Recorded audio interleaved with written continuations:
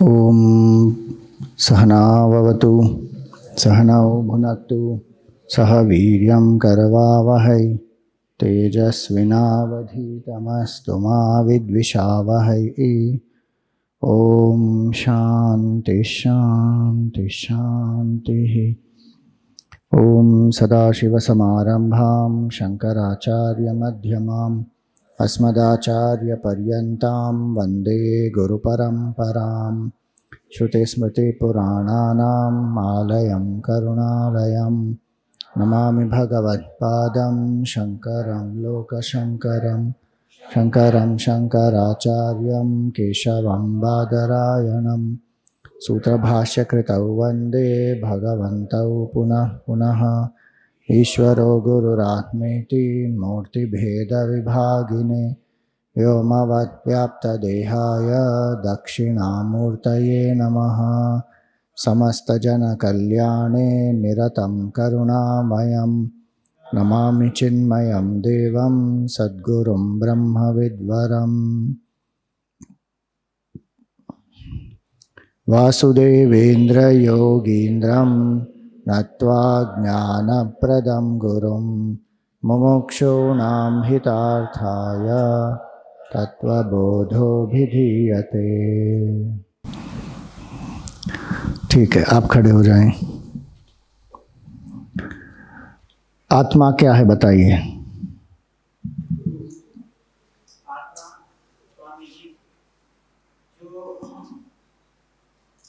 तीन शरीर, सूक्ष्म, स्थूल सूक्ष्म और कारण शरीर, इनसे परे दूसरी चीज ये पंच ज्ञानेंद्रियां और पंच प्राण।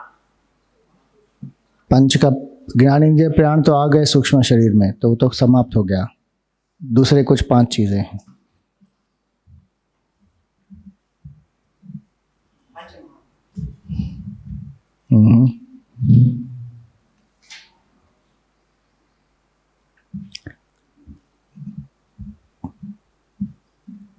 पंचकोश।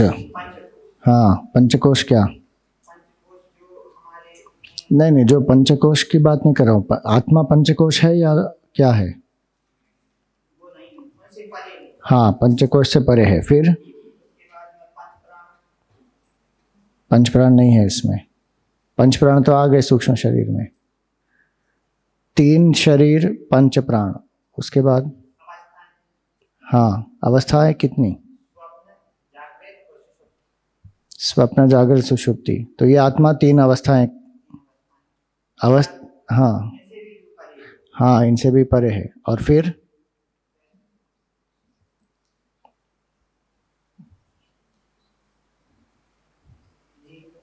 यही तो है। अरे वाह, ये आत्मा तीन शरीर नहीं है, पांच कोश नहीं है, तीन अवस्थाएं नहीं है, बस हो गया। इनसे परे है। तो परे है क्या? आपके जो पार्टनर है उनको बुलाओ, बोलो। हाँ, आप बताएं, इनसे परे क्या है? सच्चिदानंद स्वरूप है। ठीक है, आप बताएं। जो कहते हैं कि आत्मा सच्चिदानंद स्वरूप है, तो ये कौन सा लक्षण है आत्मा का?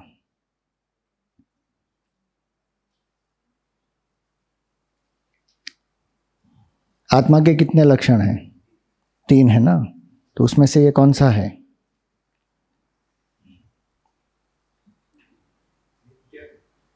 नित्य। नित्य लक्षण ऐसा कोई है ही नहीं। नहीं, तीनों कालों में जो रहता है वो तो सत है। आत्मा के तीन जो लक्षण हैं वो अलग अलग लक्षण हैं।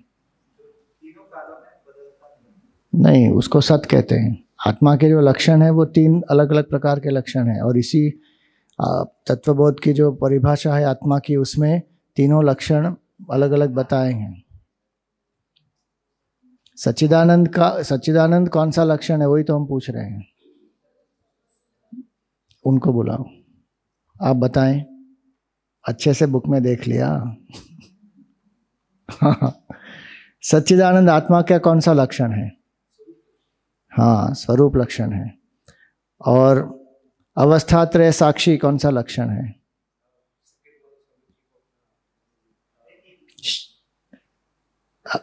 सेकंड वाला लक्षण।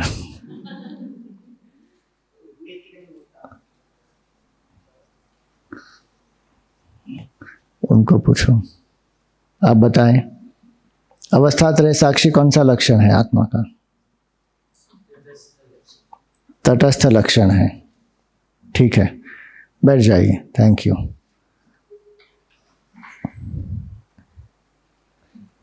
किसको मैंने नहीं पूछा, उनको बोलो।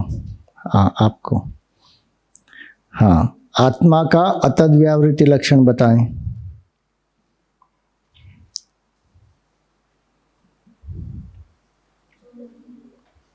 जो नहीं है। ठीक है, तो क्या नहीं है फिर आत्मा?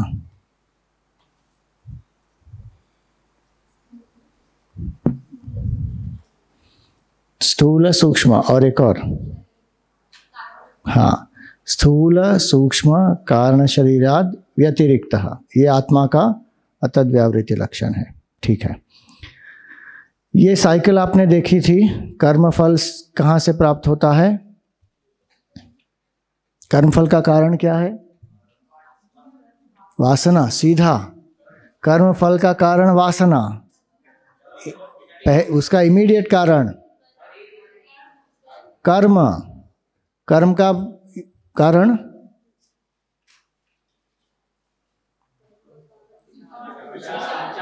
कर्म का कारण है विचार। बुक में देख देख के बोलना पड़ रहा है, ये हमारे जीवन में हो रहा है भाई हर क्षण। विचार का कारण इच्छा, इच्छा का कारण वासना, और वासना की पूर्ति होती है कर्मफल से। क्या होता है? वासना वापस बढ़ती है। वासना क्यों होती है? अपूर्णता के कारण। अपूर्णता क्यों होती है? देहात्म भाव के कारण। देहात्म भाव क्यों होता है? अज्ञान के कारण। इस अज्ञान को कहते हैं कारण शरीर। मूल कारण हमारे दुख का क्या है? अज्ञान। आत्मा का जो स्वरूप है सच्चिदानंद, जो आनंद मैं खोज रहा हूँ वो मेरा ही स्वरूप है, वो मैं जानता नहीं। इस आत्मा के अज्ञान को कारण शरीर कहते हैं। अनादि अविद्या जो लिखा है यहाँ पे, अनिर्वाच्य अनादि अविद्या रूपम सत्स्वरूप अज्ञानम निर्विकल्पक रूपम, ये सबको कहते हैं कारण शरीर।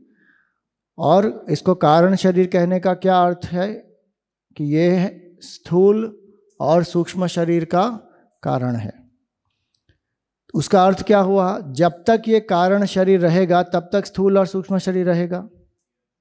जब तक स्थूल और सूक्ष्म शरीर रहेगा तब तक अविद्या भी बनी रहेगी कि मैं अपने आप को ये मानूंगा, दृष्टा, भावक और विचारक। मैं अपने आप को ये सीमित जीव मानूंगा।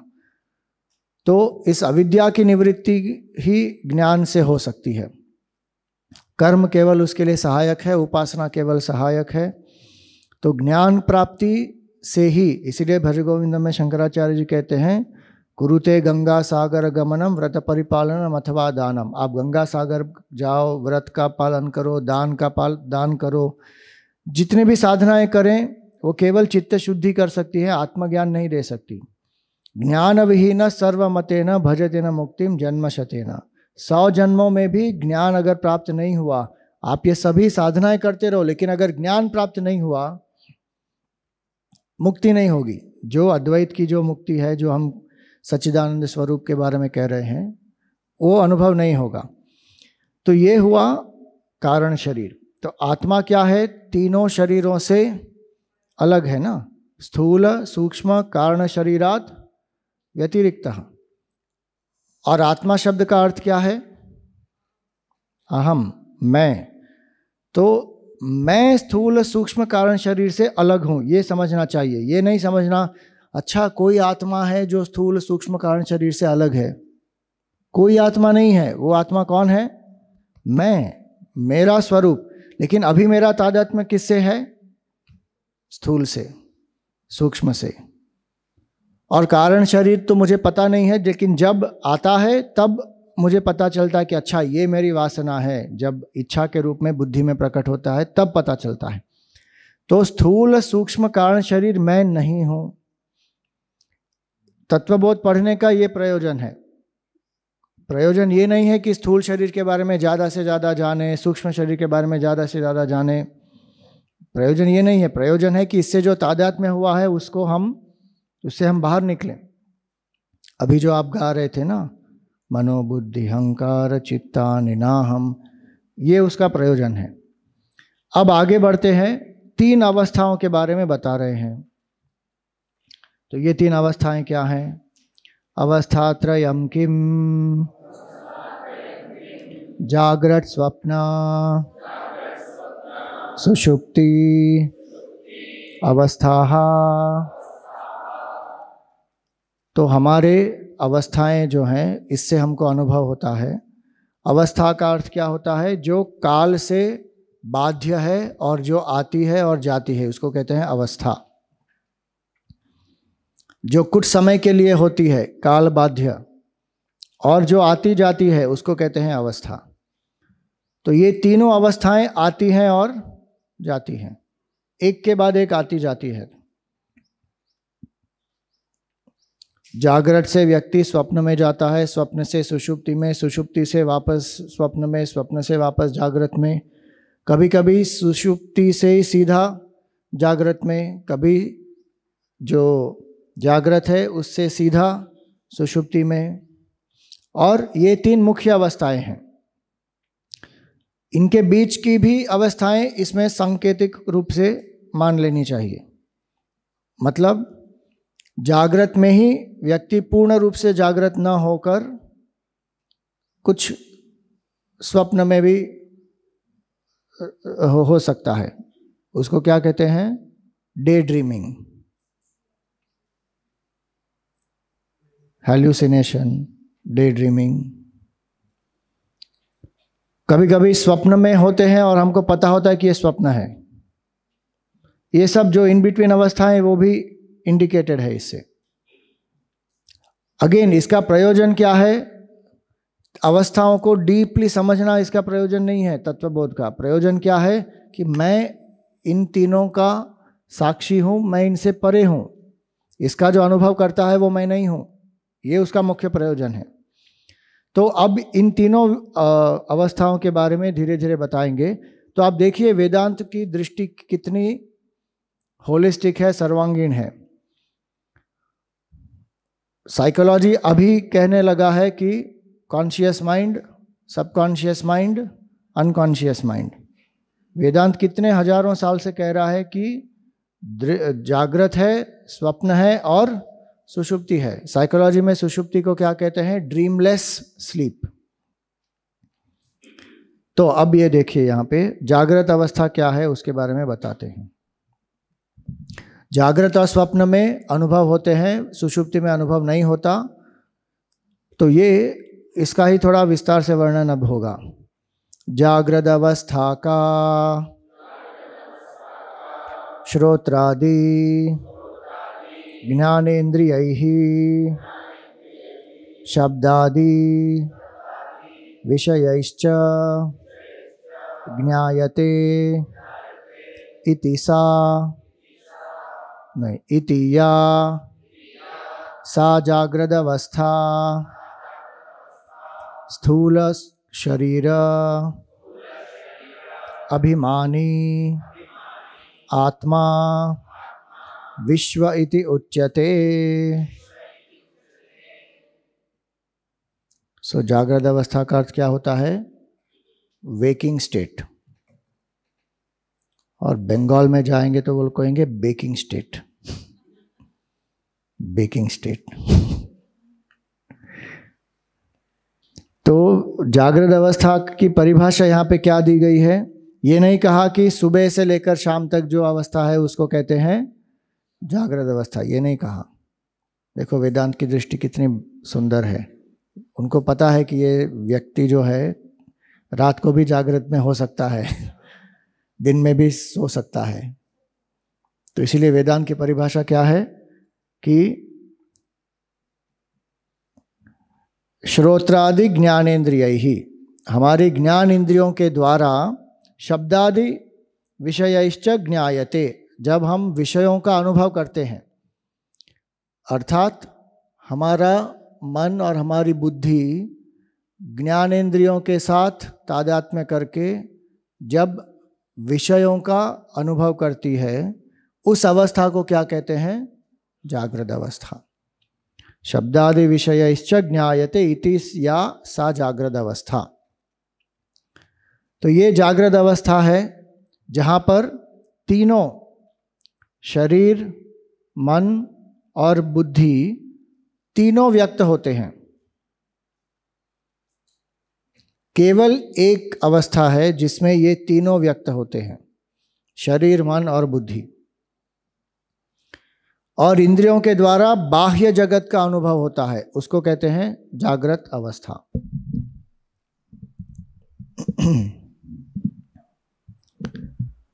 जब हमारा मन इंद्रियों के द्वारा बहिर्मुख होता है और अनुभव होता है कि ये विषय हैं, ये कार्य करना है, ये व्यक्ति है, ये सब जो अनुभव होता है, भावनाएं भी होती हैं, बुद्धि भी होती है। बुद्धि से निर्णय हम करते हैं क्या करें क्या ना करें। तो कॉन्शियस माइंड भी काम कर रहा है, यहाँ पर इंटेलेक्ट काम कर रही है, बुद्धि काम कर रही है, मन में भावनाएं भी होती हैं और शरीर से कार्य भी हो रहा है। तो ये है जागृत अवस्था। और इस जागृत अवस्था में मुख्य रूप से स्थूल शरीर का जो अनुभव होता है वो केवल जागृत अवस्था में ही होता है। तो यद्यपि तीनों हैं, तीनों का अनुभव हो रहा है जागृत अवस्था में, लेकिन मुख्य रूप से किस अवस्था में शरीर का, स्थूल शरीर का अनुभव होगा? केवल जागृत अवस्था में। आप सोच के देखिए, हमारे अवस्थाएं तीन हैं, उसमें से केवल जागृत में हमको शरीर का भान होता है, लेकिन ये शरीर से तादात्म्य में इतना बन चुका है कि हमको लगता है कि मैं ये शरीर ही हूँ, लेकिन 2/3 of our existence we are not aware of the body. फिर भी मैं हूँ ना। स्वप्न में और सुषुप्ति में शरीर का भान ही नहीं रहता, लेकिन फिर भी मैं हूँ। उसका अर्थ है कि मैं शरीर नहीं हूँ। लेकिन मन को क्या लगता है कि ये जागृत अवस्था ही सत्य है और ये शरीर ही मैं हूँ। क्यों? क्योंकि ये बुद्धि इसमें काम कर रही है और बुद्धि में ये अज्ञान बना हुआ है, देहात्म भाव बना हुआ है कि मैं ये शरीर हूँ। दूसरी बात, केवल जागृत में साधना हो सकती है कॉन्शियसली।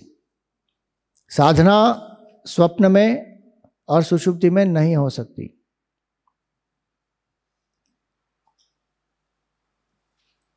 कई लोग पूछते हैं, स्वामी जी ध्यान के लिए ऐसे सीधे बैठना आवश्यक है क्या? Can we not do horizontal meditation? लेट कर ध्यान नहीं कर सकते? लेट कर आप करेंगे तो क्या होगा? सुषुप्ति में पहुंच जाएंगे सीधा। योग निद्रा आप कर सकते हैं। आज सुबह आपने की होगी योग निद्रा, की थी क्या? उसमें योग निद्रा की कि आप सो गए? देखो, खर्राटे मार के सोए होंगे कुछ लोग तो। साउंड स्लीप कहते हैं उसको। Sleep for others, sleep for him and sound for others. लेकिन योग निद्रा का प्रयोजन सोना नहीं होता। योग निद्रा का प्रयोजन क्या होता है? कॉन्शियसली बॉडी को पूरा रिलैक्स कर दें और योग की अवस्था में चले जाएं। योगस् चित्तवृत्ति निरोधः, मन को पूर्ण रूप से शांत कर दें। सबसे कठिन आसन करना है तो वो कौन सा आसन है? शवासन सबसे कठिन आसन है, लेकिन सबको क्या लगता है? सबसे आसान है। शवासन कब करेंगे? तो स्वप्न में और सुषुप्ति में हम साधना नहीं कर सकते, केवल जागृत में कर सकते। और उस जागृत में भी हमने साधना नहीं की तो क्या किया फिर जीवन में? इस जागृत में ही हमको देहात्म भाव इतना प्रबल उसका अनुभव होता है, तो जागृत में ही साधना भी हो सकती है। तो इसलिए जागृत अवस्था का सदुपयोग करना चाहिए कि जागृत में साधना हो सकती है, जागृत में ही शरीर मन बुद्धि का अनुभव हो रहा है और जागृत में ही मुख्य रूप से शरीर का भी हमको भान हो रहा है। इसका अर्थ है कि मैं साधना के द्वारा इस देहात्म भाव को त्याग सकता हूँ जागृत में, बाकी जितनी हम साधना करते हैं, जप तप ध्यान व्रत इत्यादि, ये सब मन को शुद्ध और एकाग्र करके इस देहात्म भाव से निकलने के लिए है, और वो सब करना है यहाँ पर जागृत में। अब क्या कहा यहाँ पर कि ये जो जागृत अवस्था है, क्योंकि इसमें बुद्धि भी काम कर रही है, तो इस जागृत अवस्था में कर्तृत्व और भोक्तृत्व का भी हमको अनुभव होता है। और क्योंकि कर्तृत्व और भोक्तृत्व का अनुभव होता है, डूअरशिप एंड एंजॉयरशिप,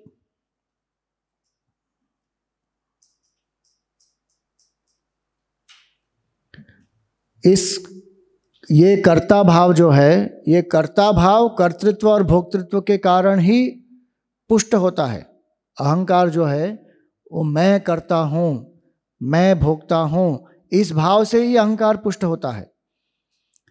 तो जब हम कहते हैं कि जागृत में बुद्धि काम कर रही है, तो उसका अर्थ ये हो रहा है कि जब कर्ता भाव और भोक्ता भाव पुष्ट होता है, तब जागृत में बंधन बढ़ता है। तो जिस जागृत अवस्था में साधना करके बंधन से हम मुक्त हो सकते हैं, वही जागृत अवस्था क्या बन जाएगी? बंधन का कारण बन जाएगी। क्यों बन जाएगी? क्योंकि हमको कर्म कैसे करना है वो पता नहीं है। और मनुष्य योनि कौन सी योनि है? कर्म की योनि है। कर्म की योनि है मनुष्य योनि, लेकिन मनुष्य योनि प्राप्त करके कर क्या रहे हैं? भोग। ऐसा नहीं है कि भोग नहीं करना चाहिए, लेकिन भोग ही प्रधान नहीं है जीवन में। और कर्म कैसे किया जाए जिससे हम कर्म के बंधन से मुक्त हों, ये ज्ञान तो प्राप्त करना चाहिए। नहीं तो आए हैं कर्म का बंधन काटने के लिए, लेकिन जा रहे हैं कर्म का बंधन बढ़ाकर। तो कर्ता भाव भोक्ता भाव के कारण ये पुष्ट होता है, और इसीलिए जागृत में ही हम कर्म योग भी कर सकते हैं। कर्म योग से कर्म कटेंगे। जो हमारी वासनाएं हैं वो व्यक्त होकर क्षीण हो जाएगी अगर हमने भगवान को समर्पित करके कर्म किया। तो अगर हमने अपने स्वार्थ के लिए किया, कर्ता भोक्ता भाव को बढ़ाने के लिए किया, तो क्या होगा? अहंकार बढ़ेगा। तो इसलिए कर्म योग की क्षमता कहाँ पर है? केवल जागृत अवस्था में है। आप कर्मयोग नहीं कर सकते स्वप्न में, सुषुप्ति में हो ही नहीं पाएगा। स्वप्न और सुषुप्ति में कर्म बांध भी नहीं सकते, कर्म बढ़ेंगे भी नहीं, केवल कर्म का क्षय होगा स्वप्न में। लेकिन जागृत में कर्म बढ़ेंगे। इसीलिए जागृत अवस्था में बहुत सावधान होना चाहिए। उपनिषद में क्या कहा? उत्तिष्ठत जाग्रत प्राप्य वरान निबोधत। इसका अर्थ क्या होता है? अराइज अवेक एंड, ये विवेकानंद जी ने कहा था, arise awake stop not till the goal is reached. ये उनकी कहावत है, इससे प्रेरित है उपनिषद के मंत्र से। लेकिन उपनिषद मंत्र का अर्थ क्या है वहां पर? उत्तिष्ठत जाग्रत, अराइज अवेक, प्राप्य वरान निबोधत। वरान का अर्थ होता है गुरु। एक गुरु के सानिध्य में, गुरु को के पास आप जाओ और निबोधत, ज्ञान प्राप्त करो। किसका ज्ञान? आत्मा का ज्ञान। कर्म कैसे करें उसका ज्ञान। कर्म का बंधन कैसे न बढ़े उस कर्म योग का ज्ञान। उपासना का ज्ञान। ये सब ज्ञान प्राप्त करना है मनुष्य जन्म में आकर। बाकी किसी जन्म में ये प्राप्त भी नहीं हो पाएगा। तो इसलिए ये जागृत अवस्था है, बहुत ही महत्वपूर्ण अवस्था है। जो कुछ हम कर्म करेंगे इसमें, यही हमारे आगे के कर्मों का कारण बन जाएगा, और आगे के कर्मों को काटने का भी यही एक माध्यम है। अब इस जागृत अवस्था में जो कुछ हम देख रहे हैं हमको बहुत ठोस लग रहा है। क्यों? क्योंकि बुद्धि, मन और ये शरीर तीनों काम कर रहे हैं, और बुद्धि में कल जो हमने देखा था एक धारणा है कि ये जो दिख रहा है वो सत्य है। लेकिन आप साइंस भी पढ़ेंगे तो आपको क्या पता चलेगा कि साइंस भी कहता है कि ये जो हम देख रहे हैं ये ठोस है ही नहीं। ये सब क्या है? ये जो हमको सॉलिड दिख रहा है ये सब किससे बना है? अणु से बना है, एटम से। और एटम 99.999999 ऐसे 13 नाइन्स हैं पॉइंट के बाद, 99.999999 एम्प्टी है, कुछ है ही नहीं उसके अंदर। मतलब ये पूरा का पूरा खेल किसका है? 0.00000000001% मैटर का है।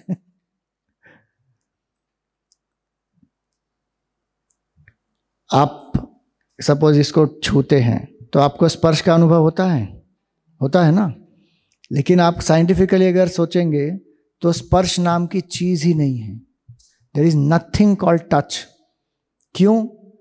क्योंकि एटम, सपोज ये दो एटम है, अगर वो एक दूसरे के संपर्क में आते भी हैं तो यहां पर स्पेस है, यहां पर स्पेस है, स्पेस ही है बस। बीच में वो 0.0001% का मैटर है जिसमें proton, neutron, electron, string, quark जो भी है आप बोले वो सब है उसमें, लेकिन they are not touching actually. लेकिन ये इंद्रियों का इतना बड़ा धोखा है। हमको कौन धोखा दे रहा है? हमारी इंद्रियां धोखा दे रही हैं। जो नहीं है वो हमको दिखा रही है, जो है वो हमको नहीं भी दिखा रही। हमारी आंखों की लिमिटेशन है ना। अल्ट्रावायलेट रेस और इंफ्रारेड रेस हम देख सकते हैं? नहीं देख पाएंगे। लेकिन क्या उसका अर्थ है कि वो नहीं है? लेकिन हमारी रेंज नहीं है आंखों की।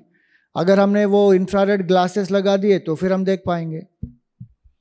तो इसी तरह सुनने के लिए भी कुछ क्षमताएं हैं, लेकिन उसमें भी लिमिटेशन है। क्या है वो? कुछ 20,000 हर्ट्ज, उससे ज़्यादा हम सुन सकते नहीं। तो अल्ट्रासाउंड हमको नहीं सुनाई देता, लेकिन जो चमगादड़ होता है, बैट को चमगादड़ कहते हैं ना, तो बैट सुन सकता है। उसको दिखता नहीं, लेकिन वो अल्ट्रासाउंड के द्वारा उड़ते रहता है। तो इंद्रियों पर हमने इतना विश्वास कर लिया कि जो हम देखेंगे वही सत्य है। अरे क्या दिखा रही है आपको इंद्रियां? I am very scientific. If you are scientific you should consider the whole world as illusion. ये है ही नहीं सत्य। तो शरीर, मन, बुद्धि के कारण हमको ये सत्य लग रहा है, लेकिन ये सत्य है नहीं। इसीलिए जब बुद्धि में ज्ञान ठीक से आ जाएगा तब व्यक्ति इसको सत्य मानना छोड़ देगा। इसको क्या मानेगा? मिथ्या। जो पहले गुरु ने कहा ना इसमें, आत्मा सत्यम तदन्यत् सर्वम मिथ्येति। केवल आत्मा ये है, ये केवल सत्य है। जो 3 कालों में अबाध्य रहता है वो केवल आत्मा है, बाकी सब मिथ्या है। लेकिन अभी अगर कोई सुनता है, पहली बार जो भी कोई आया होगा ना वेदांत में और सुनेगा कि ये सब मिथ्या है, बोलेगा ये गुरु ने कुछ ना कुछ तो खाया पिया है, पता नहीं, ऐसे ही कुछ तो हवा में बक रही है। ये मिथ्या है, ये कैसे हो सकता है?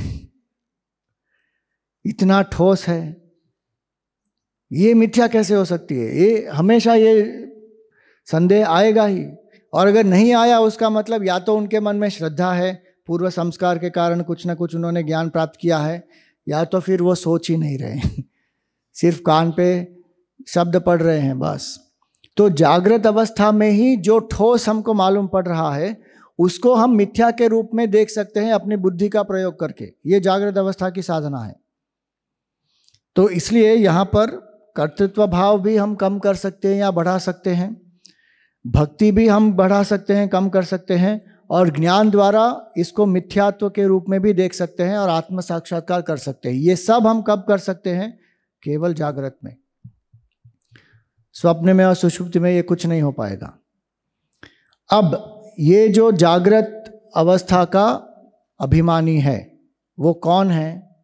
ये जो दृष्टा है ना, ये कौन है? ये आत्मा ही शरीर मन बुद्धि से तादात्म्य करके ये प्रतिबिंब बना हुआ है, जीव। तो उस आत्मा का नाम क्या है? जैसे आपका जागृत अवस्था में हर एक व्यक्ति का एक नाम है, लेकिन जागृत अहंकार का एक जेनेरिक टर्म वो क्या है? तो यहां पर कहा स्थूल शरीर अभिमानी आत्मा विश्व इति उच्यते। स्थूल शरीर से जब अभिमान करता है आत्मा, तादात्म्य करता है, यहां पर शब्द अभिमान का अर्थ प्राइड नहीं होता। अभिमान शब्द का अर्थ क्या होता है? तादात्म्य, आइडेंटिफिकेशन। नहीं तो कोई कहेगा कि शरीर का अभिमान है उनको कि मैं इतना सुंदर हूं, मैं इतना हैंडसम हूं, ये वो उस अर्थ में नहीं है। ये कौन से अर्थ में है? तादात्म्य के अर्थ में, आइडेंटिफिकेशन। आत्मा का जब तादात्म्य शरीर से होता है तो वही आत्मा जो सच्चिदानंद स्वरूप है, अपने आप को क्या मानती है आत्मा? कि मैं ये शरीर हूँ, मैं नश्वर हूँ, मैं मोटा हूँ, मैं काला हूँ, मैं गोरा हूँ, मैं नाटा हूँ, जो भी है। ये शरीर से तादात्म्य करके आत्मा अपने आप को, ये जीव जो मानता है मैं दृष्टा हूँ, इस दृष्टा का नाम क्या है यहाँ पर? विश्व। ये लाइन आपको अंडरलाइन करनी चाहिए कि आत्मा विश्व इति उच्यते। विश्व किसका नाम है? आत्मा को ही विश्व कह रहे हैं। विश्व कोई, यहां पर विश्व का अर्थ ये बाह्य जगत नहीं है। यहां पर विश्व का अर्थ क्या है? आत्मा। आत्मा ही जब शरीर से तादात्म्य करती है तो उसको कहते हैं विश्व। जो सूर्य का प्रतिबिंब गिरा है इतने सारे घड़ों में, तो उस प्रतिबिंब को जो हम जीव कह रहे हैं ना, तो उस प्रतिबिंब का नाम दिया है। आत्मा के प्रतिबिंब का नाम क्या है जागृत अवस्था में? विश्व। The waking ego, the waker, अंग्रेजी में क्या कहते हैं उसको? वेकर।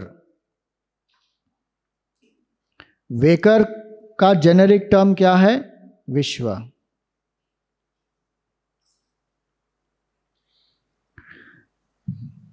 और ये क्यों कहा गया यहां पर? कि ये बताने के लिए कि आत्मा ही शरीर से तादात्म्य करके अपने आप को ये मान रही है।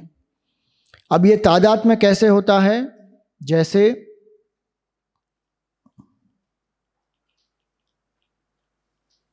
अयः पिंडवत। अयः पिंडवत का अर्थ क्या होता है? जो आयरन बॉल होता है ना, और उसको अगर आपने अग्नि में डाल दिया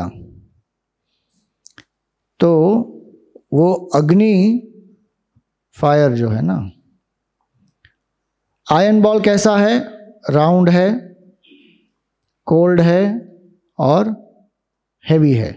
मतलब गोल है, ठंडा है और उसमें वो भारी है। और अग्नि कैसी है? एकदम उज्जवल है, गरम है और उसका कोई शेप नहीं है।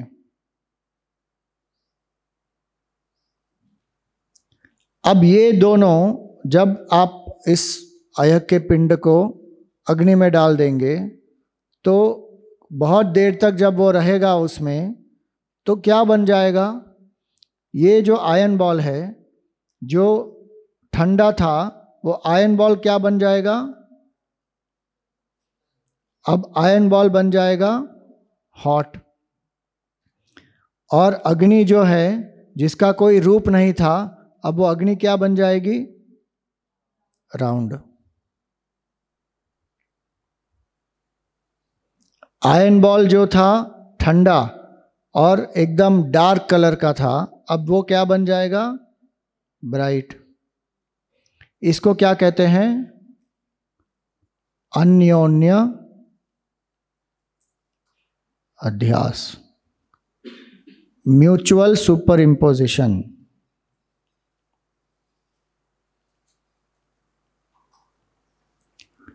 एक दूसरे की क्वालिटीज को अध्यस्त किया है, वो बना नहीं है। क्या फायर राउंड बन गया? नहीं। क्या आयरन बॉल ब्राइट हो गया? नहीं। केवल उन दोनों के तादात्म्य के कारण वो ऐसा दिख रहा है।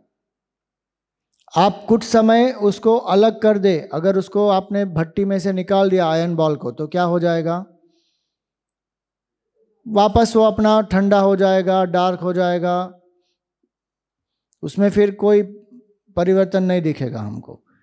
इसी तरह क्या हुआ है, आत्मा का तादात्म्य हुआ है शरीर के साथ। आत्मा शरीर बना नहीं है और शरीर जो है वो चेतन बना नहीं है, लेकिन आत्मा और शरीर का जब तादात्म्य होता है तब क्या होता है, तो ये जो शरीर है ये क्या है, जड़ है, और आत्मा क्या है,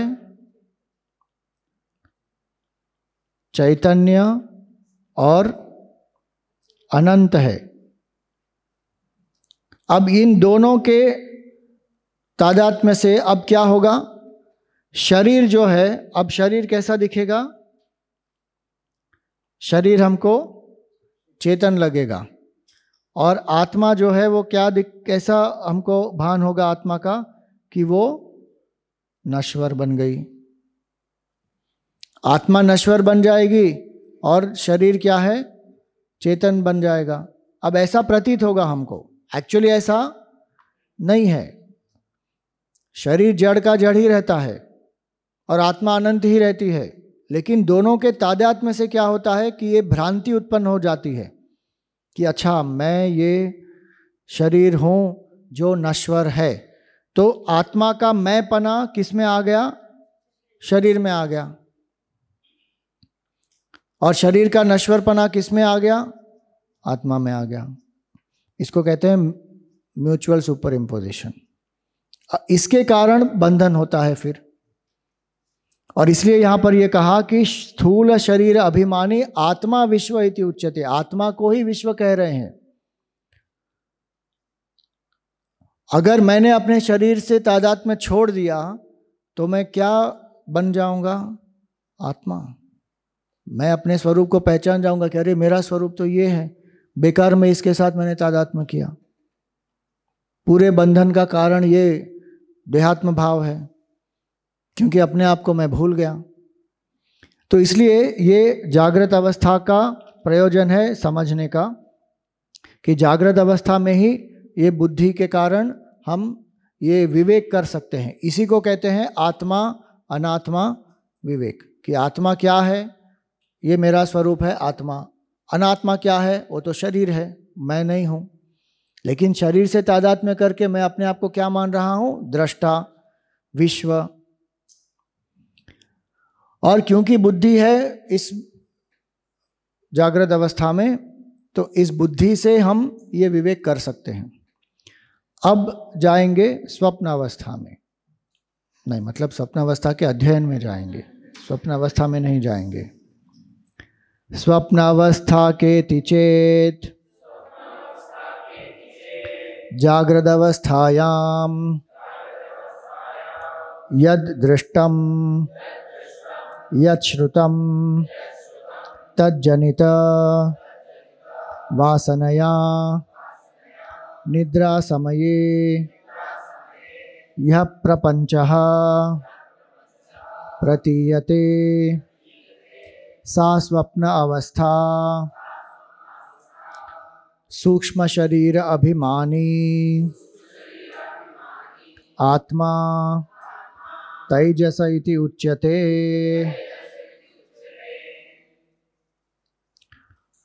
तो अब यहाँ पर क्या कहा, अब एक वस्तु और है जागृत के बारे में, स्वप्न में जाएं उसके पहले, कि जागृत अवस्था हमको स्थूल और सत्य क्यों लग रही है, क्योंकि जब जब हम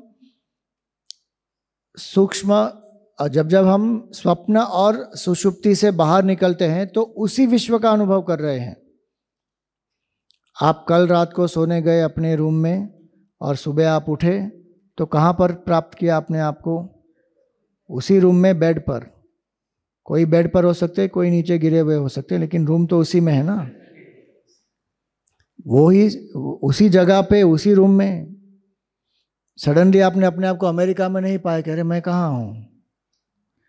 तो जब हम जागते हैं तो वापस उसी विश्व का अनुभव होता है, इसीलिए हमको ये सत्य लगता है, और इसीलिए हमको ये भ्रांति होती है कि हम इसी विश्व में जन्म हमारा हुआ है और यहाँ पर हमारा जीवन है और यहाँ पर मृत्यु होगी, तो ये तो सत्य ही होगा। क्यों? क्योंकि बुद्धि से खेल खेला जा रहा है। तो ये सत्य अब दिखेगा हमको। अब स्वप्न अवस्था क्या है?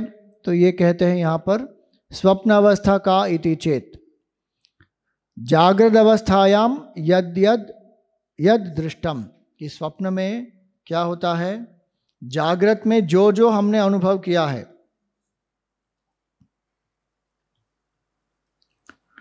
ये स्वप्न अवस्था में इंद्रियों के द्वारा जो कुछ हमने अनुभव किया है, जागृत में जो कुछ हम अनुभव करते हैं उसका संस्कार पड़ता है मन में, और उस संस्कारों के कारण स्वप्न अवस्था में क्या शरीर का भान होता है आपको? नहीं होता। क्या बुद्धि काम करती है स्वप्न अवस्था में? तर्क, न्याय, लॉजिक, ये कुछ काम नहीं करता वहां पर। तो स्वप्न अवस्था में केवल मन ही है। जागृत में क्या क्या है? शरीर, मन, बुद्धि, तीनों काम कर रही हैं। स्वप्न में क्या काम कर रहा है? केवल मन काम कर रहा है। और इसीलिए जो जो मन ने ग्रहण किया है जागृत में, जागृत अवस्थायाम यद दृष्टम यद श्रुतम, ये दृष्टम और श्रुतम से बाकी सभी इंद्रियों का भी संकेत समझ लेना चाहिए। केवल जो सुना है और देखा है वही नहीं, जो स्पर्श किया, जो खाया, जो सूंघ लिया, बाकी कर्मेंद्रियों से भी जो कुछ किया, उन सभी का जो संस्कार है वो मन पर पड़ता है। इन संस्कारों से, तो यहाँ पर जो लिखा है तज्जनित वासनया, तो यहाँ पर वासना शब्द का अर्थ होता है संस्कार। वासना शब्द का अर्थ ये वासना नहीं होता, ये जो अव्यक्त वासना है, ये वासना जो लिखी है यहाँ पर, इसका अर्थ होता है इंप्रेशन, संस्कार। जैसे आज आपने बिना नमक का खाना खाया तो एक संस्कार पड़ गया आपके मन पर। कल अगर आपको वही नमक, बिना नमक का खाना दिया तो दूसरा संस्कार पड़ेगा। 4, 5, 10 दिन अगर आपने ऐसा खाया तो वो एक स्ट्रांग वासना बन जाएगी कि फिर अगली बार आपको जब दिया जाएगा तो कोई दिक्कत नहीं होगी, आप खा लेंगे उसको। तो वो इम्प्रेशन जो पड़ती है, अब उसके कारण अगर आपको अच्छा लगा तो एक प्रकार की इम्प्रेशन होगी, अच्छा नहीं लगा तो एक प्रकार की इम्प्रेशन होगी। अब वो गई आपके मन में। फिर आपने चैंटिंग भी किया, सुबह को ध्यान भी किया, फिर बीच बीच में आपके कोई रील शूट कर रहे हैं, फिर आप स्वानुभूति में जा रहे हैं। ये सब जो आप कर रहे हैं ना, ये सब जागृत में इम्प्रेशंस कलेक्ट हो रही हैं। फिर कहीं आप कोई जानवर को देखते हैं, कोई कुत्ता चल रहा है यहाँ पर, कोई बिल्ली है वहाँ पर, कोई पक्षी है वहाँ पर, ये सब के भी आपके मन में इम्प्रेशन हो रहे हैं। तो जागृत में जो जो इम्प्रेशन आपने कलेक्ट किए हैं उसके मिश्रण से स्वप्न अवस्था बन जाती है। इसमें क्या कहा? तज्जनित वासनया निद्रा समये यह प्रपंच प्रतीयते। जो आपने संस्कार कलेक्ट किए हैं जागृत अवस्था में, वो मन क्या करता है? उसको मिक्सअप करके एक स्वप्न का जगत प्रोजेक्ट करता है, उसकी कल्पना करता है। और क्योंकि उसमें बुद्धि नहीं है तो वो तर्क युक्त नहीं होगा। तो उदाहरण के तौर पर अगर आपने एक कुत्ता देखा और आपने सुबह को बिना नमक का खाना खाया और आपने कोई रील शूट की, तो फिर आपको स्वप्न में क्या आएगा कि कुत्ता रील शूट कर रहा है और आपको बिना नमक का खाना खिला रहा है। ऐसा कोई स्वप्न आ सकता है, क्योंकि वो रैंडम इंप्रेशन मिक्स करके प्रोजेक्ट करेगा।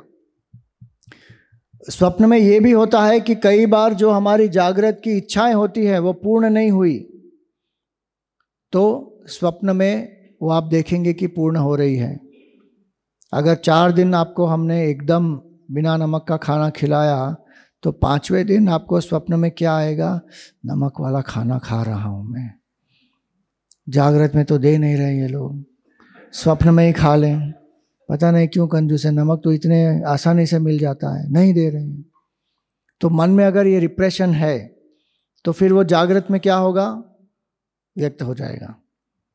किसी को आप प्रपोज कर रहे हैं, वो मान नहीं रहा, तो आपको क्या होगा? स्वप्न में उन्होंने मान लिया।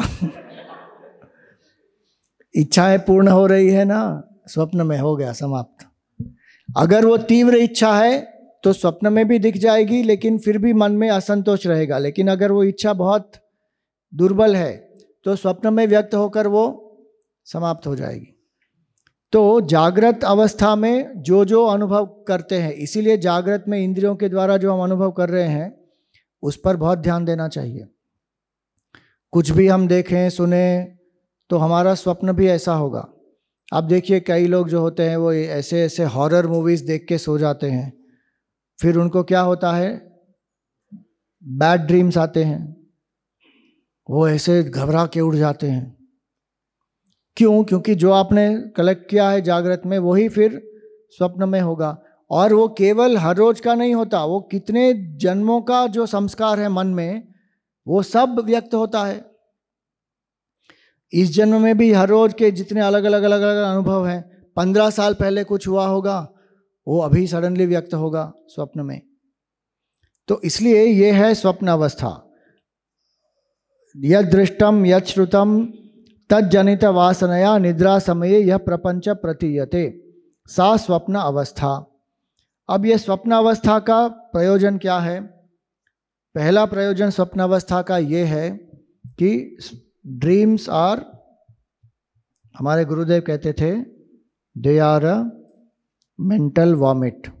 जो अनडाइजेस्टेड एक्सपीरियंसेस है वो हमारा मन क्या करता है? उसको त्याग देता है।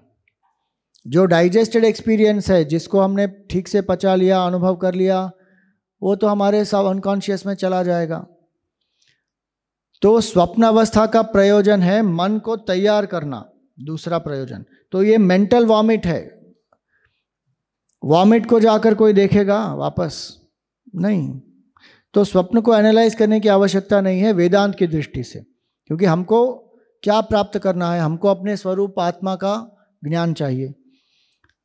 अगर किसी को अपने मन के बारे में जानना है, अपने भय के बारे में जानना है, क्यों कोई अनुभव हो रहा है बार बार, किसी इच्छा की पूर्ति के बारे में जानना है, तो फिर आजकल ये पूरा साइंस चला हुआ है, क्या है? Dream analysis. लेकिन वेदांति के लिए ड्रीम एनालिसिस की कोई आवश्यकता नहीं है। हमारे लिए जागृत स्वप्न सुषुप्ति सब एक समान है। ये पूरा का पूरा जगत मिथ्या है, तो हमको क्या प्राप्त करना है? आत्मज्ञान प्राप्त करना है। इसलिए इट इज मेंटल वॉमिट। मन अपने आप को तैयार कर रहा है।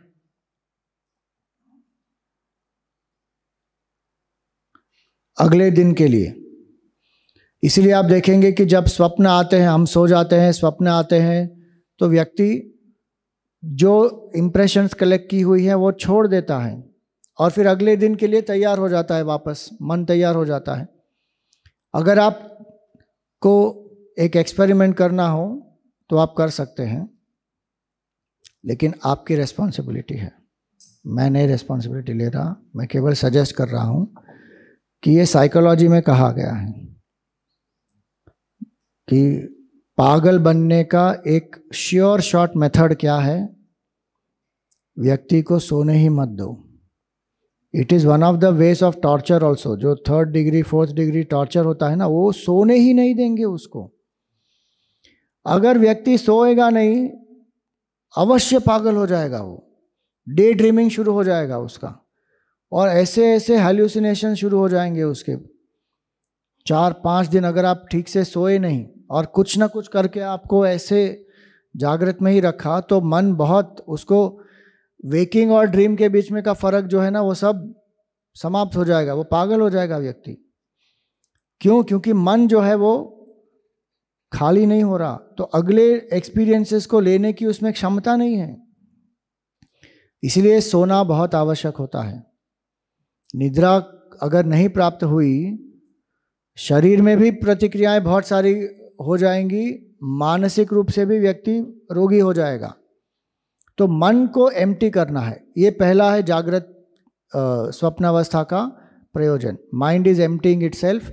और इसमें 2 चीज़ें हो रही हैं। एक जो है वो सबकॉन्शियस माइंड से बहुत सारी चीज़ें अनकॉन्शियस में चली जाती हैं, और सबकॉन्शियस माइंड को भी एम्प्टी किया जा रहा है अगले दिन के लिए। ये उसका पहला प्रयोजन है। दूसरा एक प्रयोजन क्या है इसका,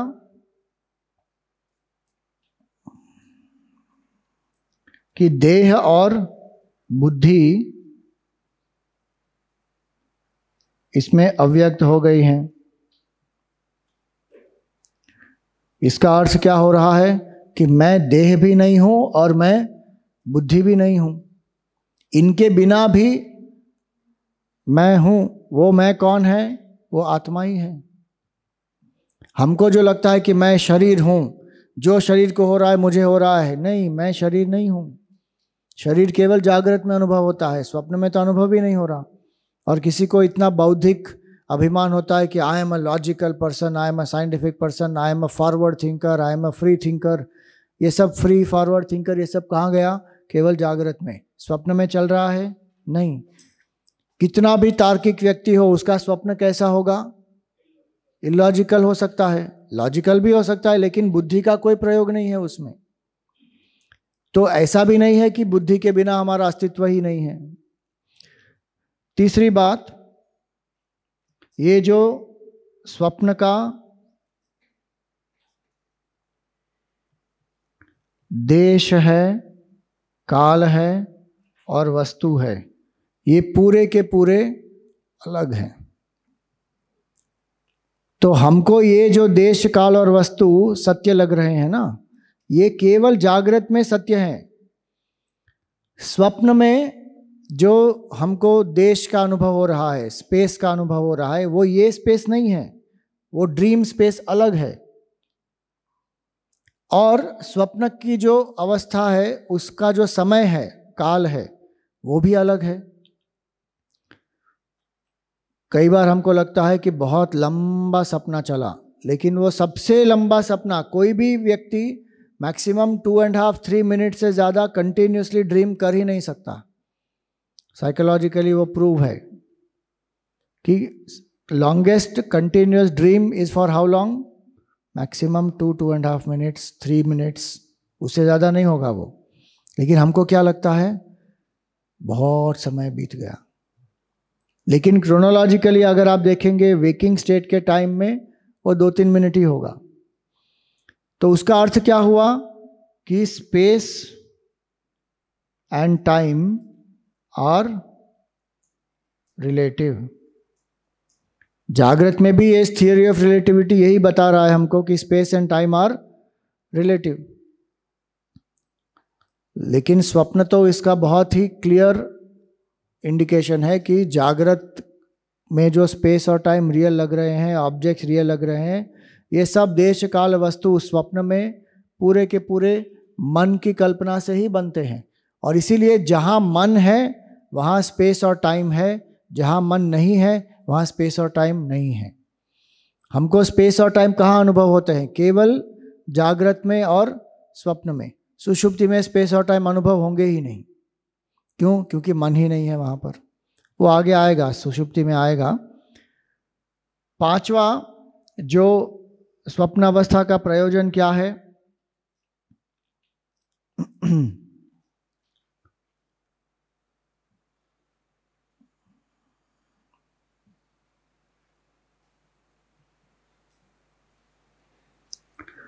कुछ हद तक रीइंकार्नेशन भी प्रूव होता है स्वप्न के कारण।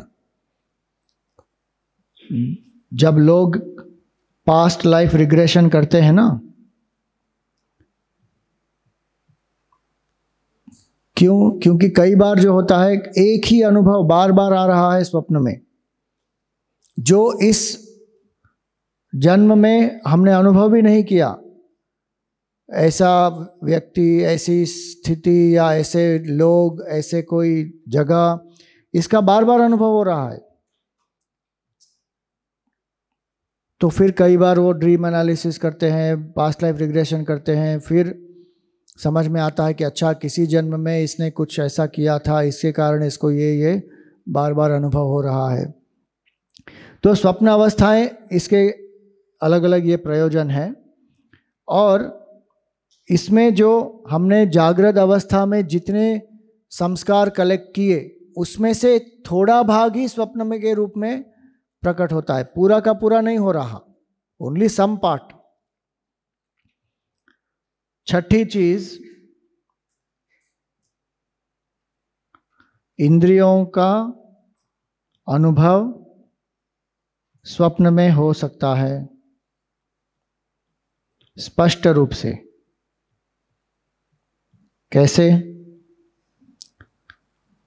हम देखते हैं कि जागृत में हमारे आँखों का नंबर बहुत ज़्यादा हो सकता है और बहुत मोटे हमारे ग्लासेस हो सकते हैं, लेकिन जब हम सोने को जाते हैं तो ग्लासेस रख कर जाते हैं, और स्वप्न का पूरा जगत जो है उसको देखने के लिए क्या हमको ग्लासेस की आवश्यकता पड़ती है?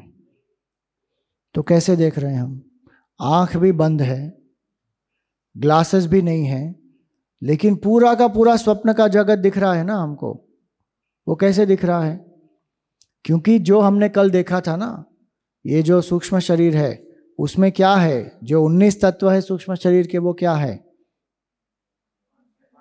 बुक खोलना पड़ेगा।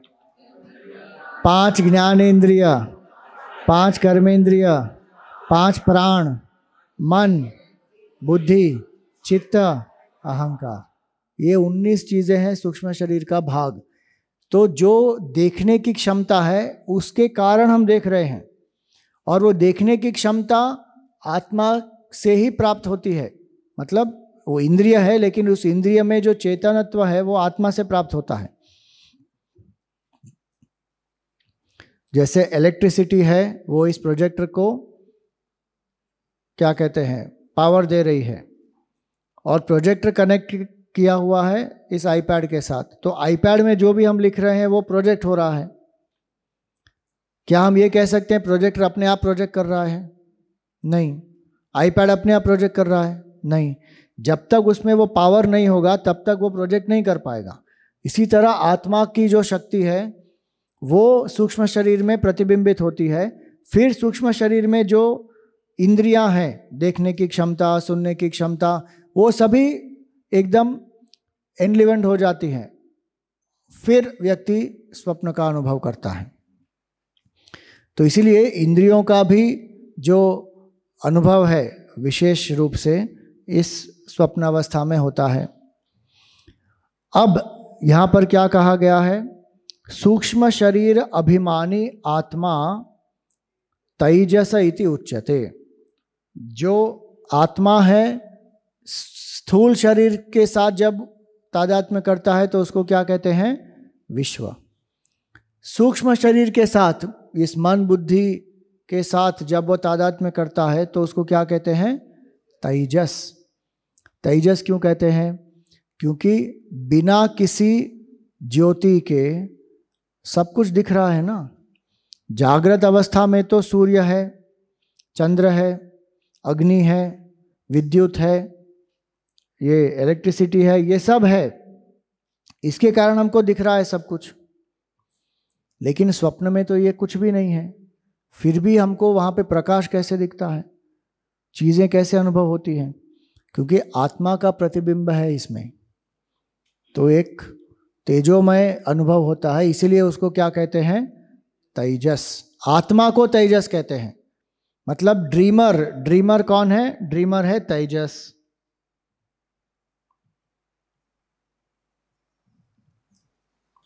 अगर हमको लगता है कि हमारा एक नाम है, तो जागृत में हमारा एक नाम है, स्वप्न में हमारा क्या नाम है?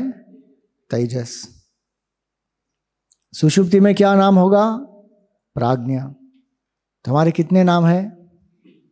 और ये 3 तो अहंकार के नाम है। हमारा दूसरा नाम क्या है? सच्चित आनंद। कितने सारे नाम हैं हमारे, लेकिन हमको अटैचमेंट हो गई है केवल जागृत के नाम से, और उसमें सब ऐड करते रहेंगे, एक एक्स्ट्रा ए, एक एक्स्ट्रा आर, एक एक्स्ट्रा ओ। कुछ समय के बाद ये लोग इस पर भी आएंगे कि वेकिंग में जो आपका नाम है ना, उसके कारण आपकी विफलता नहीं हो रही है, आपका जो ड्रीम का नाम है ना उसमें आप ऐड करना।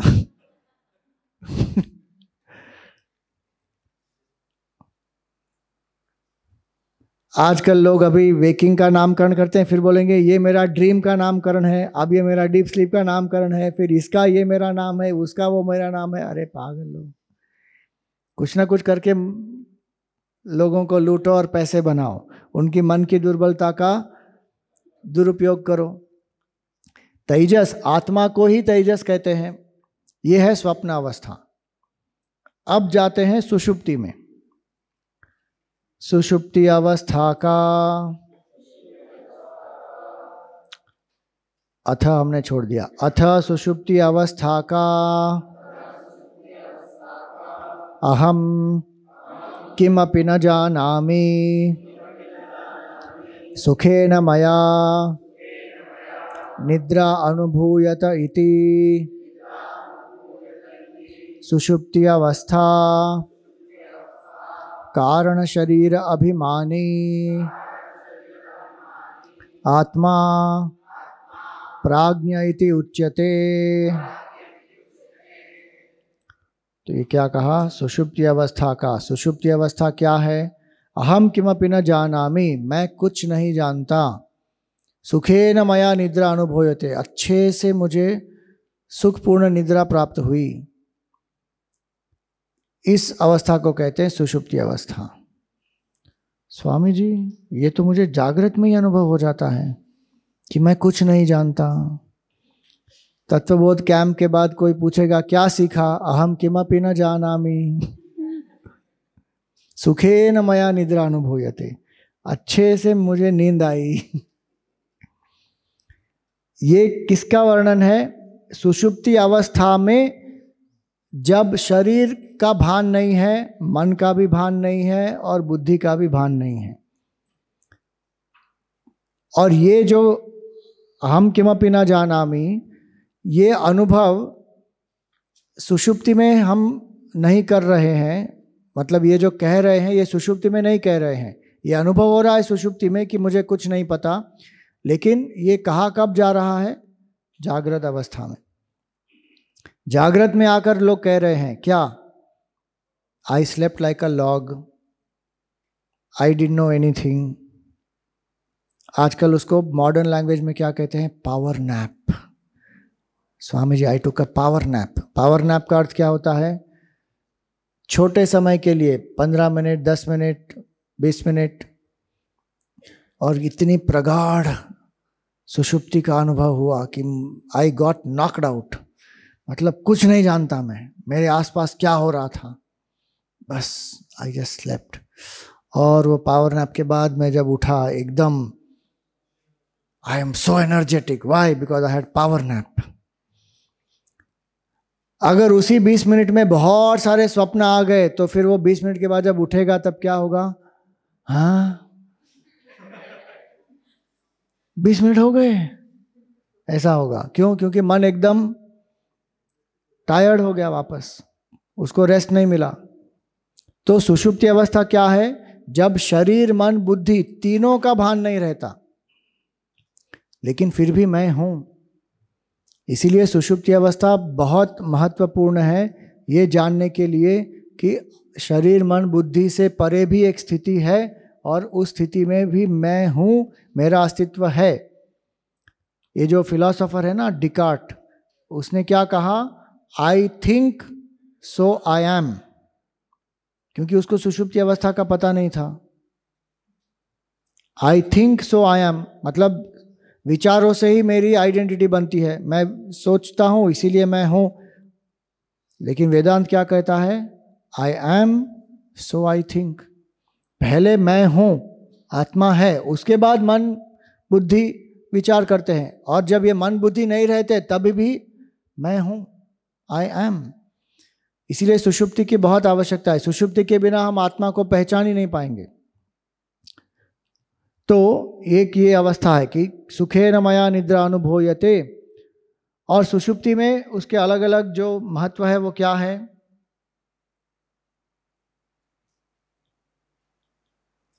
एक तो है जो अभी हमने कहा कि आई एम, ये अनुभव होता है सबसे पहले। दूसरा space, time, objects, world, does not exist, ये है ही नहीं। सुषुप्ति में ये होते ही नहीं, अनुभव ही नहीं हो रहा इनका। तो इसीलिए जो हम इसको ठोस मान रहे हैं ये तो सत्य ही नहीं है। जागृत का भी सत्य नहीं है, स्वप्न का भी सत्य नहीं है। सत्य क्या है? केवल आत्मा। तो इसलिए एक उसका अनुभव ये होगा। दूसरा, सुषुप्ति के कारण ही व्यक्ति रिफ्रेश्ड एट BMI लेवल। अगर प्रकृति ने हमको सुषुप्ति अवस्था नहीं दी होती तो हमारा शरीर मन बुद्धि रिफ्रेश ही नहीं हो पाते ठीक से। क्यों? क्योंकि सतत काम किए ही जा रहे हैं। वो स्वप्न में भी काम हो रहा है, सुषुप्ति में भी, स्वप्न में भी और जागृत में, दोनों में काम कर ही रहे हैं ये। इनको आराम कब मिलता है शरीर मन बुद्धि को? पूर्ण रूप से सुषुप्ति में। चौथा, सुषुप्ति का दूसरा एक महत्व क्या है कि हैप्पीनेस इज माय नेचर। हमको क्या लगता है, जब हमारी इच्छाओं की पूर्ति होगी तब हम सुखी होंगे। इंद्रियों के द्वारा जब हम भोग करेंगे तब सुखी होंगे। कोई हमको प्रेम करता है, उनसे मिलेंगे तब सुखी होंगे। कोई पदवी प्राप्त करेंगे तब सुखी होंगे। तो हमारी जो सुख की परिभाषा है वो ये है कि विषय, वस्तु, व्यक्ति, इनके अभाव में मैं सुखी नहीं हो सकता, इनको प्राप्त करके ही सुखी हो जाऊंगा। लेकिन सुषुप्ति में क्या है? शरीर मन बुद्धि भी नहीं है, ये अहंकार भी नहीं है, ये दृश्य भावनाएं विचार ये भी नहीं है। फिर भी मेरा अनुभव क्या है? आनंद। और इसीलिए लोगों को निद्रा इतनी पसंद है। क्यों? क्योंकि उसमें आनंद का अनुभव होता है। कैसे आनंद का अनुभव?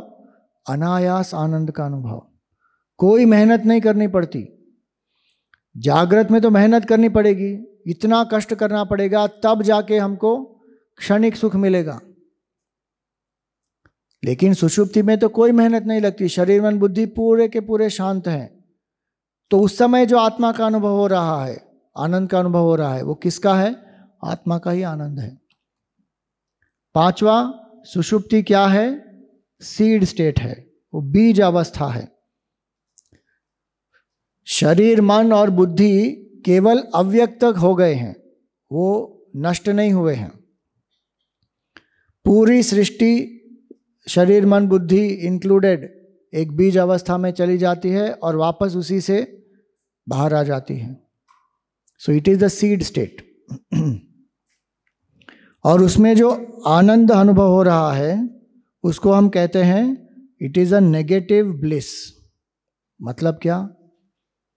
कि ये जो मन और बुद्धि है ना, जो मिस्चिफ मेकर हैं, वो शांत हैं। And we are closest to the atma. अभी तक साक्षात्कार नहीं हुआ, we are closest to the atma. क्योंकि इसमें क्या है? आवरण अभी भी है, वेलिंग है अभी भी। सुषुप्ति में वेलिंग ऑफ द सेल्फ है। केवल शरीर मन बुद्धि नहीं है, ये वासना है और आत्मा है। केवल ये दो है, अविद्या, वासना और आत्मा। ये सुषुप्ति की अवस्था है। तो इसीलिए ये जो मिस्चिफ मेकर है ये एब्सेंट है उसमें, इसीलिए शांति का अनुभव हो रहा है। उदाहरण के तौर पर, जब एक घर में एक बच्चा होता है, बहुत ही मस्ती करने वाला नादान बच्चा, उथल पुथल कर देगा, तो घर में बहुत चहल पहल होती है। लेकिन जब वो बच्चा सो रहा है, कितना भी नटखट हो, लेकिन जब वो सो रहा है तो कैसा लगता है? इतना मासूम लगता है। पूरे घर में क्या है? शांति है। और सबको लगता है कि अरे सो रहा है, जल्दी जल्दी काम करो, खत्म करो। ये उठ गया, खत्म। ऐसा ही हमारा मन है। तो सुषुप्ति में जो अनुभव हो रहा है वो मन की शांति का अनुभव नहीं हो रहा। मन अव्यक्त रूप में है, बुद्धि अव्यक्त रूप में है, शरीर भी अव्यक्त रूप में है। आत्मा का जो आनंद है वो एक हमको we are closest to the bliss of the self. तो एक तरफ से ये एब्सेंट है और एक तरफ से हम आत्मा के एकदम निकट हैं, हमारे स्वरूप के एकदम निकट है, इसीलिए उसका अनुभव हो रहा है कि सुखेन मया निद्रा अनुभूयते। लेकिन इसमें आत्मज्ञान नहीं है, इसीलिए ये सुषुप्ति अवस्था हमको परिवर्तित नहीं करती। हमारा देहात्म भाव वैसे का वैसा ही बना रहता है, क्योंकि आत्मा का अज्ञान बना रहता है। अभी वेलिंग वहाँ पर है, ये वेलिंग को निकालना है तो क्या करना पड़ेगा? जागृत में साधना करनी पड़ेगी, ज्ञान साधना करनी पड़ेगी, तब ये आवरण निकल जाएगा। सुषुप्ति अवस्था के जो आत्मा जो अभिमानी है, सुषुप्ति अवस्था के साथ जो कारण शरीर के साथ तादात्म्य होता है। स्थूल शरीर को मुख्य रूप से हम किस अवस्था में अनुभव करते हैं? जागृत में।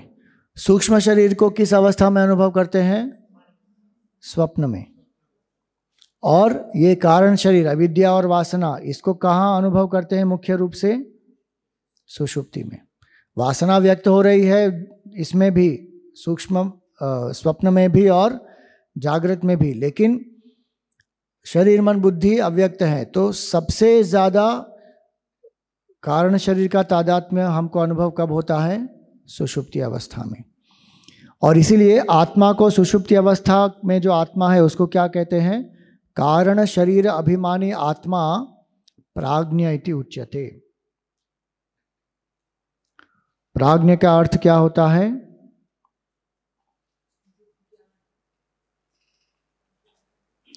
उसके दो अर्थ होते हैं। एक होता है प्रायेण अज्ञ, मतलब जो आई एम इग्नोरेंट, मैं कुछ नहीं जानता, ये जो कहा गया ना कि अहम किमपि न जानामि, ये है प्रायेण अज्ञ, कुछ नहीं जानता। क्यों? मन ही अव्यक्त हो गया। अब कोई पूछेगा अगर मन ही अव्यक्त हो गया तो किसने जाना कि यहाँ पर कुछ नहीं है? तो ये मन बुद्धि चित्त अहंकार, ये जो चार है ना सूक्ष्म शरीर के, उसमें मन अहंकार और बुद्धि ये अव्यक्त हो जाते हैं, लेकिन चित्त जो है वो रिकॉर्ड करता है कि यहाँ पर कुछ नहीं था। जब सुषुप्ति से बाहर निकलते हैं तो उस चित्त में जो संस्कार है कि यहाँ पर कुछ नहीं था, वो अहंकार उसको देखकर बताता है कि देयर वाज नथिंग। तो वो सीसीटीवी कैमरा है हमारा चित्त, जो रिकॉर्ड करता है कि सब यहाँ पर कुछ नहीं था, सब कुछ अव्यक्त था और मुझे सुख का अनुभव हुआ। ये व्यक्ति जागृत में आकर चित्त के आधार पर कहता है कि I did not know anything. तो इसलिए आत्मा को ही क्या कहा जाता है? प्राज्ञ। सुषुप्ति अवस्था कारण शरीर से अभिमान करके आत्मा को क्या कहते हैं? प्राज्ञ। अब ये हो गए तीन शरीर। इन तीन शरीरों का जब हमने अध्ययन किया, उसका मुख्य प्रयोजन क्या है? ये जानना कि मैं जागृत पुरुष नहीं हूँ, स्वप्न पुरुष नहीं हूँ और सुषुप्ति पुरुष भी नहीं हूँ। अर्थात जो सुबह हमने किया ना, अकार उकार और मकार, मैं विश्व नहीं हूँ, मैं तेजस भी नहीं हूँ और मैं प्राज्ञ भी नहीं हूँ। तो मैं कौन हूँ? केवल शुद्ध परब्रह्म तत्व आत्मा, वही मैं हूँ। शरीर मन बुद्धि से तादात्म्य करके मैं अपने आप को विश्व तेजस प्राज्ञ मान रहा हूँ, लेकिन मैं ये नहीं हूँ। इसीलिए आत्मा की परिभाषा में क्या दिया गया है? स्थूल सूक्ष्म कारण शरीराद व्यतिरिक्तः। फिर अवस्थात्रय साक्षी, मैं अवस्थात्रय का साक्षी हूँ। ये अवस्थाएं आती जाती रहती है, मैं समान रहता हूँ। जागृत के समय स्वप्न नहीं होता, स्वप्न के समय जागृत नहीं होता, जागृत के समय सुषुप्ति नहीं होती, सुषुप्ति के समय स्वप्न नहीं होता। लेकिन इन सभी अवस्थाओं में एक चीज जो कॉमन है, वो कौन है? मैं। इसको कहते हैं अवस्थात्रय विवेक। आत्मा कॉमन रहती है सभी चीजों में। क्यों? क्योंकि अगर एक कॉमन फैक्टर नहीं है तो हमको उसका स्मरण भी नहीं हो पाएगा। गुरुदेव क्या कहते थे? लॉ ऑफ मेमोरी क्या है? The experiencer and the rememberer have to be the same. आप किसकी स्मृति कर सकते हैं? जिसका आपने अनुभव किया है उसकी ही आप स्मृति कर सकते हैं। आप यहाँ पर आए, आपने 10 दिन का शिविर अटेंड किया, उसका आपको अनुभव हुआ, तो जब आप वापस जाएंगे यहाँ से तो इसकी स्मृति आप याद करके फिर आप सबको बता सकते हैं कि ऐसा ऐसा अनुभव हुआ, पहले दिन ये हुआ, दूसरे दिन ये हुआ, क्योंकि ये आपका अनुभव है। आप यहाँ पर मौजूद हैं, आपने अनुभव किया, तो फिर आप इसको स्मरण करके किसी को बता सकते हैं। अगर आप यहाँ पर नहीं हैं तो ये आपका अनुभव नहीं हुआ, तो फिर आप स्मरण नहीं कर सकते। अगर कोई आपको बता दे कि ऐसा ऐसा हुआ था, तो आप जो रिकलेक्ट करेंगे वो केवल उन्होंने जो बताया वही आप रिकलेक्ट कर पाएंगे, आपका अनुभव नहीं है वो। इसी तरह जागृत स्वप्न सुषुप्ति में शरीर मन बुद्धि तो हर अवस्था में नहीं है, लेकिन किस तरह मुझे स्वप्न याद रहता है? अगर विश्व जो है, जो जागृत का अहंकार है, वो स्वप्न में नहीं है। स्वप्न का जो अहंकार है वो सुषुप्ति में नहीं है, लेकिन फिर भी मैं क्या कहता हूँ कि मुझे अपना स्वप्न भी याद है, मुझे सुषुप्ति भी याद है, तो जागृत में मैं स्वप्न को भी याद कर लेता हूँ, ऐसा ऐसा स्वप्न में हुआ और मुझे कोई स्वप्न नहीं आया, ये भी मैं जान लेता हूँ। ये सब कैसे हो रहा है?